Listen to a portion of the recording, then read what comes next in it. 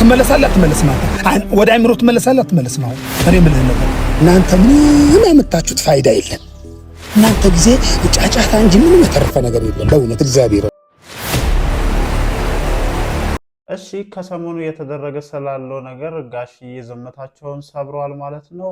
ሩታን የልጅነት ሚስቱን የተወ አብርሃም ልጄ አይደለም ነው እያሉ ያሉት ማለት ነው። በዚህ ጉዳይ አምርረው ከቡዝዬም ጋር ጭምር እንደተጣሉ ሰምቻለሁ ማለት ነው። ምክንያቱም ቡዝዬ የአብርሽና የሄርሜላን ግንኙነት ደግፋ እያደረገች ያለውን ነገር እጅጉኑ እንዳበሳጫቸውና ከቡዝዬ ጋርም ጭምር እንደተጣሉ ሰምቻለሁ ማለት ነው።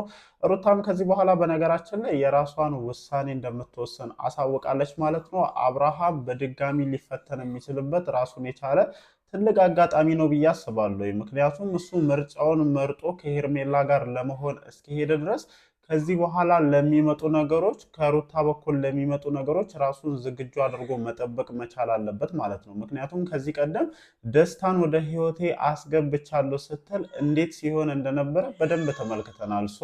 አንተ ሄርሜላን መርጠህ እስከሄድክ ድረስ ከዚህ በኋላ ደግሞ ሩታም ወደ ህይወቷ የምታስገባቸውን ወንዶች አምኔ መቀበል ግዴታ አለብህ ማለት ነው። ምክንያቱም አንተ ሌላ ሚስት አግብተህ ሄደ ለሉሌ የእንጀራ አባት ስትሰጠው ሩታም ሌላ ባል አግብታ ለሉሌ የእንጀራ አባት ልትሰጠው እንደምትችል ቀድሞ ጭንቅላትህ ሊያስብ ይገባል ማለት ነው። አንተ አሁንም እዛው ሆነ ሩታን ኮንትሮል የማድረግ ፍላጎትህ እንደማይበርድ ጥንቅቅ አድርገን እናውቃለን። ይህ ሰውዬ የምሩን ነው የሄደው ወይስ ደግሞ እዛ ጋር አሁን ሄርሜላ ስላለቃቀሰች ነገሮች ያሉት ነገሮች አስገድደውት ነው ምናምን? እሱን በደንብ አብረን እናያለን። ትላንትና ፍሬ ቦረና በደንብ አውርቶት ነበረ በነገራችን ላይ ማለት ነው።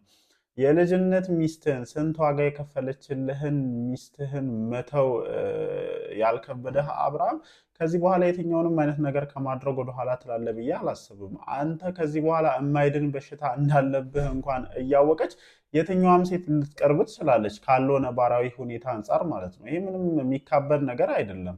እኔ ሄርሜላ ግን ያንን ነገር ፈልጋ ወይም ከዛ ነገር አንጻር ነው እንደዚህ ዋጋ የምትከፍለው ብዬ ደፍሬ ለመናገር እንትኑ የለኝም። ምክንያቱም የሄርሜላን ነገር ስናየው ደግሞ እንደዛ አይነት ነገር እንዳልሆነ በደንብ ስለሚያስታውቅ ማለት ነው። ግን ደግሞ በቃ እቺ ስንት ዋጋ የከፈለችልን እቺ ልጅነቷን ሰታ ቤተሰቧን ትታ አንተን ብላ በጣም ብዙ ዋጋ የከፈለች ከትንሽነትህ ጀምሮ ከማጣትህ ጀምሮ እያንዳንዱ ነገሮችን አብራ ስትቀምስ ቆይታ ዛሬ እግዚአብሔር በሁሉም ነገር ሲባረካችሁ ይህንን በረከት አልፈልግም ብለህ ረግጠ የሄድክ አንተ ከዚህ በኋላ ለሚጠብቁህ ነገሮች ራስን ሬዲና ዝግጁ ማድረግ መቻል አለብህ። እሷም የፈለገችውን ህይወት እንድትኖር ፍቃዱን መስጠት መቻል አለብህ። እንደባለፈው ደስታ ሲመጣ እንዳደረግከው በርለህ እየመጣህ የምታለቅሰው ከሆነ አንደኛ ከዚችኛዋም ነፃ ትሆናለህ፣ ከዛችኛዋም ጋር ሌላ ትልቅ ችግር ውስጥ ትገባለህ ብዬ ነው የማስበው። አሁን ላይ እንዴት ወደ ህይወትሽ ወንድ ታስገቢያለሽ ብለህ በሯ ላይ መተህ ችግር ለመፍጠር ብትሞክር የመጀመሪያ ደረጃ ራስን ትልቅ ችግር ውስጥ የምትከተው ከሄርሜላ ጋር መሆኑን መዘንጋት የለብም። ሩታም ደግሞ ይሄንን ነገር ከማድረግ ወደኋላ ትላለች ብዬ አላስብም። አነሰም በዛ ግን በዙሪያሽ ያሉ ሰዎች ምን አይነት እንደሆኑ በደንብ የተረዳሽ ይመስለኛል፣ እነ ዳኒን ጨምሮ ማለት ነው። በቃ እነሱ በምትያቸው መንገድ የማትሄጂ ከሆነ እነሱ የሚሉሽን ነገር የማታደርጊ ከሆነ ምንም ነገር ከማድረግ ወደኋላ የማይሉና አንቺን ለመጥቀም ምንም ቅንጣት ታክል ሀሳብ የሌላቸው ሰዎች መሆናቸውን በአንድ ጊዜ እያሳዩ ነው። እኔ ደግሞ ተናግሬያለሁ በነገራችን ላይ ከህይወቴ ውጡልኝ፣ በቃ ከአብርሽ ጋር ያለኝን ነገር አስተካከላለሁኝ ብለሽ ከህይወትሽና ከቤትሽ ስታወጫቸው እነዚህ ሰዎች ማክሳቸውን አውልቀው በትክክለኛ ማንነታቸው እንደሚመጡ ምንም ጥርጥር የለውም። በቃ ውድቀትሽን ይፈልጉት ነበረ። አብርሃም እንደሱ ማድረጉ እኛ እያልናት እኛ እየነገርናት እንደዚህ አይነት ነገር ውስጥ ገባች ብለው በጣም ደስተኛ ሊሆኑ የሚችሉ ሰዎች መሆኑን በደንብ ነው የሚያሳዩሽና እኔ ከዚህ በኋላ ለራስሽ መቆም ካልቻልሽና ልክ ከዚህ ቀደም አሁን ከሰሞኑ ስታደርጊያቸው እንደነበረ ሁሉ ለእያንዳንዱ ነገር ኃላፊነት ወስደሽ ነገሮችሽን በራስ እጅ ማስተካከል የማትችይ ከሆነ አሁንም ራስሽን ከመጉዳት ወደኋላ ትያለሽ ብዬ አላስብም። በቃ ይሄ ኖርማል የሆነ ነገር ነው። እንደዚህ አይነት ሰው መጣም ቀረም ለአንቺ ምንም ሊጠቅምሽ አይችልም። ይሄ የሚያሳሳ ልጁ ያልያዘው ይሄ ከአንቺ ጋር የከፈለው መስዋዕትነት ያላዘው ሰው ሄደ መጣም የዚህን ያክል ምንም ቫሊዩለስ ነው። የምሬን ነው። እግዚአብሔር ምናልባት ብዙ ነገሮችን ከዚህ በኋላ የሚኖሩ ነገሮችን አይቶም ሊሆን ይችላል ከእንደዚህ አይነት ነገር ሊገላግልሽ አንቺን መርዳትም ስለፈለገ ሊሆን ይችላል እንደዚህ አይነት ውሳኔ እንዲወስን ያደረገው። ለማንኛውም ጋይስ እንዴት ናችሁ? ደህና ናችሁ ወይ? ያለን እግዚአብሔር የተመሰገነ ይሁን። ዛሬም እንግዲህ በሰማናቸው አዳዲስ ነገሮች ተመልሰን ወደ እናንተ መተናል ማለት ነው። መግቢያ ላይ ያው ብዙ ነገሮችን አንስቼላችኋለሁ። ጋሽዬም ስለዚህ ጉዳይ ያላቸውን ዝምታ ሰብረዋል ማለት ነው። እኔ ይሄ ሁሉ ነገር ሲደረግ ዝም ብለው መቀመጣቸው ራሱ በጣም እየገረመኝ ነበረ። ግን ደግሞ እንደ አብርሽ አይነት ልጅ ይዘው እኔ እንጃ ደፍረው ራሱ ወጥተው ለመናገር እጅግ በጣም ያሳፍራል። የምሬን ነው የምላችሁ። የሰው ልጅ በዚህ ደረጃ በጣም ብዙ ዋጋ የተከፈለለትን ብዙ ነገር ያለፈበትን የልጅነት ህይወቱን እንደዚህ ትቶ ሀብት፣ ዝና፣ ገንዘብ መጣ ብሎ ወደ ሌላ ሴት ሲሄድ እጅግ በጣም አስቸጋሪ ነው። የምሬን ነው የምላችሁ። ወንድም ሴትም የሚፈተኑበት ራሱን የቻለ አጋጣሚ አለ። ሴት ልጅ በጣም በማጣት ትፈተናለች። በነገራችን ላይ ያንን ከወንድ ልጅ ጋር ሆና ማጣቱን ያንን የመከራውን ጊዜ አብራ ካሳለፈች በኋላ ያ የደስታው ጊዜ ያ የስኬቱ ጊዜ በቃ በደንብ ያቺ ሴት ማንነቷ የሚለይበት ነው።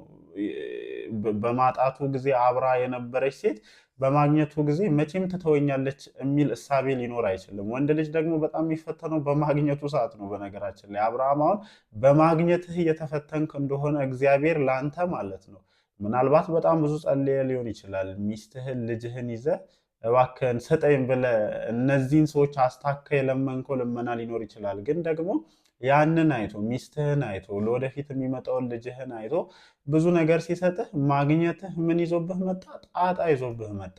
ማግኘትህ ምን ይዞብህ መጣ? ሌላ ሴት ጋር እንድትሄድ አደረገ። ሌላ እንትን እንድትለምድ አደረገ። ሌላ ያ ነገር ማለት ነው።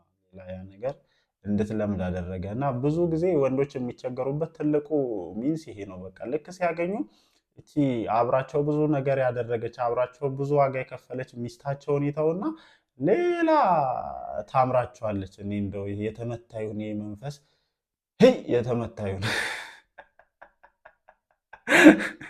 ይቅርታ አድርጉልኝ። እንግዲህ እውነታው ይሄ ስለሆነ ነው። እግዚአብሔርን ይሄ የእሱ ብቻ ሳይሆን በጣም ብዙ ወንዶች የሚፈተኑበትና ትዳርን አደጋ ላይ የሚጥል ነው። በማግኘቱ ሰዓት ሚስቱን ቤቱን ያለ ወንድ ልጅ እኔ እንጃ ኤኒታይም እንትን ይላል ብዬ አላስብም።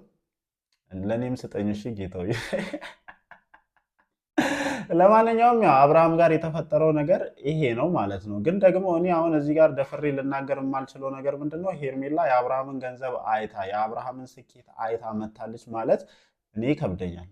ምክንያቱም ያንን ነገር እንድል የሚያስገድደኝ ነገር የለም። የሄርሜላን ባክግራውንድ ስለማቅ ነው ይሄንን ነገር እያልኩ ያለሁት። የምሬ ነው የምላችሁ። ምክንያቱም ከገንዘብ ጋር ተያይዞ የዚህን ያክል ገንዘብ የጠማት አይነት ሴት እንዳልሆነች በደንብ እናውቃለን። እዚህ ቡታጀራ ላይ ያላችሁም ሰዎች ይህንን ጉዳይ በደንብ ታውቃላችሁ። እና ይህንን ነገር አሁን ደፍሬ እንዳልል የሚያደርገኝ ይሄ ነገር ነው እና አብርሃም በማግኘት በጣም እየተፈተንክ እንደሆነ ነው። ምክንያቱም እያንዳንዱን ነገር ባለህ ገንዘብ፣ ባለህ ስኬት፣ ባለህ ዝና ማድረግ እንደምትችል ውስጥ ስላመነ እዚህ ጋር እየሰራሃቸው ላሉ ስህተቶች ራሱ ምንም ደንታቢስ መሆንን ነው እያሳየ ያለው። ይህንን ደግሞ አንተ ብቻ ሳትሆን የምትወስናቸው ውሳኔዎች ጭምር በደንብ እየተናገሩ እንደሆነ ነው። እኔ ማጨብጨብ አልፈልግም እግዚአብሔርን።